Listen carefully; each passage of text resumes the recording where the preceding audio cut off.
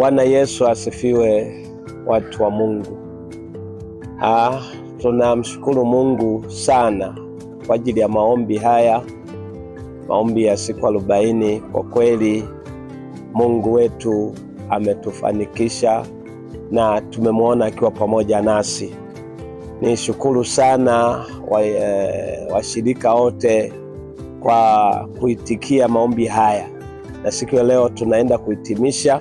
Kwa kweli yamekuwa maombi ya baraka sana. Mungu awabariki sana.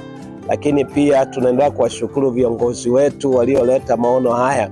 Kwa kweli kila mwaka maombi haya yamekuwa yanaongezeka, watu wanaendelea kuyapenda na kuyafurahia. Na kwa namna hiyo kwa kweli yamekuwa ni maombi ya baraka sana. Mungu awabariki sana viongozi wetu pia kwa jambo hilo. Na sasa tunahitimisha leo maombi yetu, na kwa namna hiyo sasa tunaanza ratiba yetu ya wiki kuanzia kesho. Jumatano tunakuwepo hapa kwa mafundisho ya kanisa, nakaribishwa sana. Lakini Ijumaa ni maombi, napo tunakuwepo hapa saa 10 kwa maombi, nakaribishwa pia kwenye maombi hayo. Jumapili tunakuwa na ibada kuanzia saa 2 ni maombi, na saa 3 tunaanza ibada yetu ambayo inaenda mpaka saa 6:30. Nakaribishwa sana watu wa Mungu kokote uliko. Buhongwa ni mahali pazuri, panafikika vizuri kabisa.